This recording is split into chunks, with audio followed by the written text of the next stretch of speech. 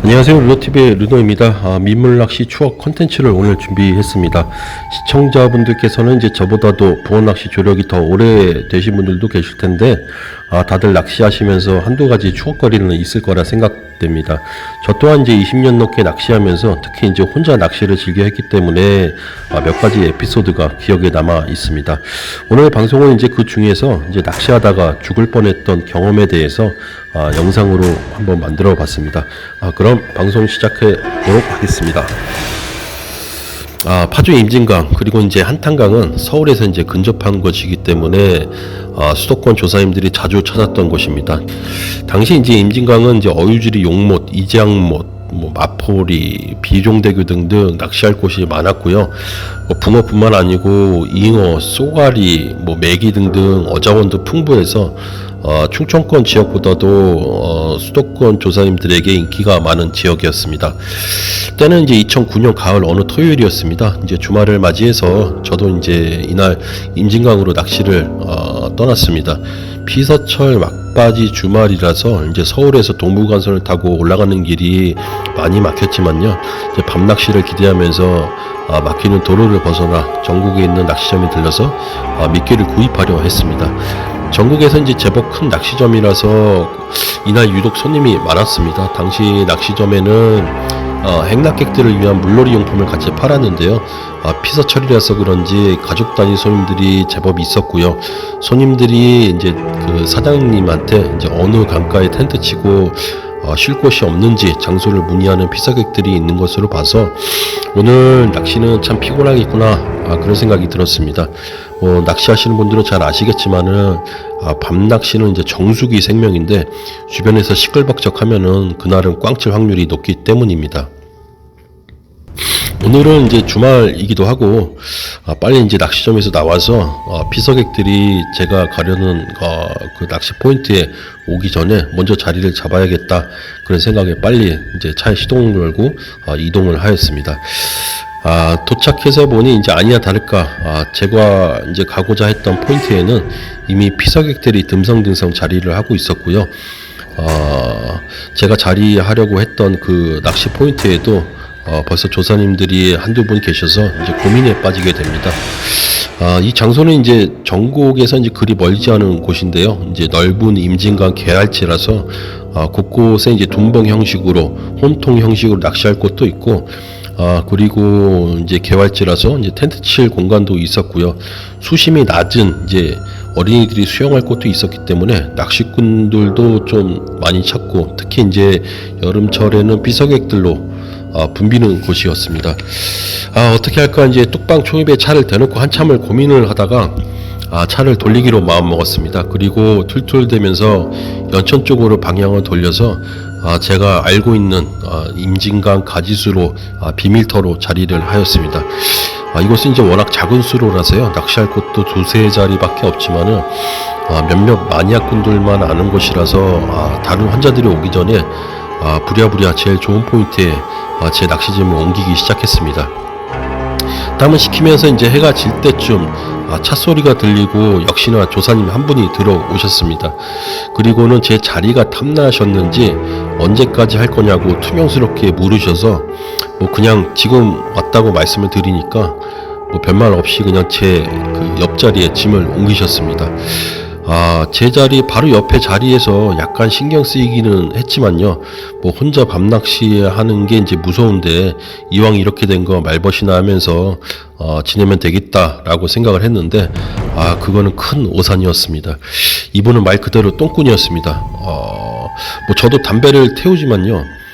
여기는 워낙 작은 수로라서 이날 이제 저는 이제 그 분한테 피해가 될까봐 담배도 안 태우고 있는데 이분은 불과 저와 2, 3m밖에 안 떨어져 있는데 양해 한마디 없이 계속해서 줄담배를 태우고 그리고 큰 소리로 전화는 오랫동안 하고요. 특히 이제 낚싯대를 이제 제가 펼친 찌 옆에 붙여놓는 등 정말 매너는 꽝이었습니다. 한마디 할까 말까 고민도 해보고 계속 신경도 쓰여서요. 그날 낚시는 정말 최악이었습니다. 그런데 역시나 새벽 시간에 사고가 터지고 맙니다. 이 양반이 이제 우측에 찌를 너무 가까이 붙이지 말라고 몇 시간 전에 제가 나름 정중히 말을 했는데 새벽 시간에 또 가까이 붙여놓은 그분 낚싯대에 입질이 들어왔고요. 그분이 이제 붕어를 끌어내다가 결국 제 낚싯대 원줄하고 꼬여버린 것이었습니다. 그런데 사과 한마디 없었습니다. 드디어 이제 저는 뚜껑이 열렸습니다. 그 똥꾼이 저보다 나이는 뭐 한참 많아 보였지만은 뭐 예우는 딱 거기까지였습니다. 말싸움을 한참 하다가 이제 욕설까지 오가게 됐고요. 뭐 그러다가 이제는 뭐 더럽고 아닐 것 같지만은 뭐 어린 내가 참자는 생각에 말싸움을 그만하고 철수를 결정을 하고 낚싯대를 접기 시작했습니다. 분이 안 풀려서 이제 그냥 확 그 젊은 혈기에 엎어버릴까 그렇게 생각도 했지만은 뭐 그 양반도 뭐 무안하기도 했는지 제가 철수하는 동안 자리를 피해 있었습니다. 그 시간이 한 새벽 4시쯤 된 것 같은데 그 새벽에 무슨 생쇼인지 참으로 어이없다는 생각을 하면서 이제 낚싯대를 다 졌고요.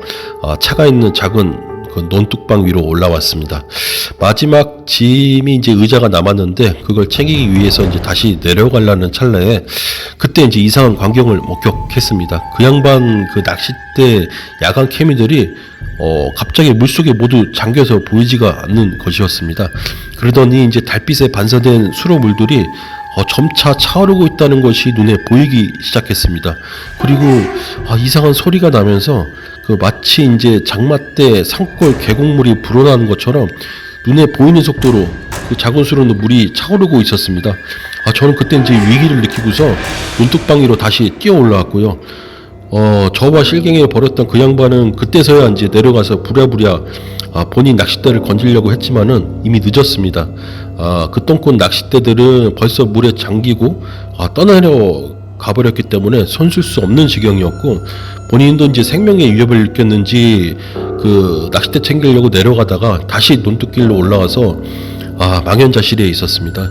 그 잔잔했던 수로는 어느덧 이제 괴성 소리가 나면서 급류를 바뀌어버렸고요. 여기에 조금만 있다가는 논뚝방도 이제 무너져 버릴 수 있다는 생각에 저는 좀 멀리 대피를 했습니다. 정말 처음 보는 광경이었습니다. 이게 무슨 날벼락인지 겁도 났지만은 한편으로는 사람이 참 간사한 게 제 장비는 다 이제 챙겼기 때문에 피해본 것은 없고 그 똥꾼은 뭐 낚싯대 의자 등 모든 장비가 그냥 쏠려 내려가 버렸으니까요. 쌤통이라는 생각이 좀 들었습니다. 한참을 그 자리에 좀 있었지만은 다시 이제 그 논뚝방 위로 물이 넘치지는 않았고요. 하지만 이제 물은 빠지지 않았기 때문에 뭐 더 이상 있기도 뭐하고 뭐 그 양반이 좀 불편해 할 것 같기도 하고 해서 저는 바로 그냥 차를 몰고서 서울 집으로 다시 돌아왔습니다. 그리고 이제 집에 돌아와서 잠을 자고 이제 정오까지 이제 잠을 자고서 점심을 먹으려고 이제 일어나서 이제 TV를 틀었는데 뭐 여러 그 방송에서 재난 뉴스가 여기저기 나오고 있었습니다. 오늘 새벽 5시 20분쯤 경기도 연천군 임진교 부근의 수위가 갑자기 높아지면서 인근에서 야영을 하던 57살 이모씨 등 23명이 불어난 강물에 고립됐습니다. 이씨 등 16명은 소방서가 보낸 보트를 타고 구조됐지만 41살 김모씨가 숨지고 40대 남성 서모씨 등 6명은 아직까지 생사가 확인되지 않고 있습니다. 낚시하고 야영하시던 이런 분들이 이제 거기 갑자기 물이 불어나니까 못 움직이신 거죠. 물이 갑자기 불어나니까. 그래갖고 그분들은 이제 모터포트 이런 걸로 해서 구조를 한 거죠. 뭐 내용인즉슨 이제 북한이 기습적으로 댐을 이제 방류해서요 임진강에서 피서를 즐기던 우리 국민들이 실종되었다는 뉴스인데 그 사고 장소 화면을 보는 순간 저는 깜짝 놀랄 수밖에 없었습니다.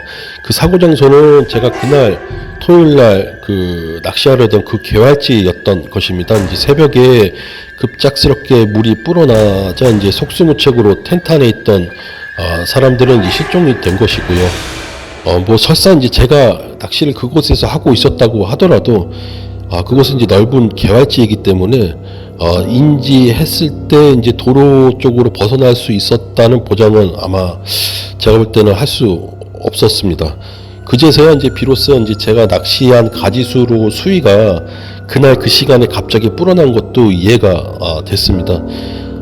때마침 뭐 그 똥꾼하고 싸움을 했었기 때문에 뭐 저는 장비들도 피해본 것도 없었고 이래저래 참 운 좋게 재난을 피했던 가슴 아픈 경험이었습니다.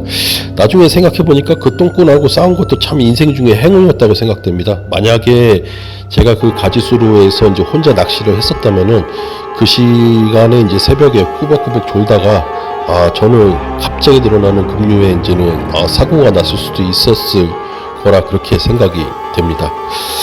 여기까지가 이제 제가 오늘 준비한 컨텐츠입니다. 뭐 노지 낚시를 하다 보면 이런저런 에피소드들이 이제 생기는 것 같습니다.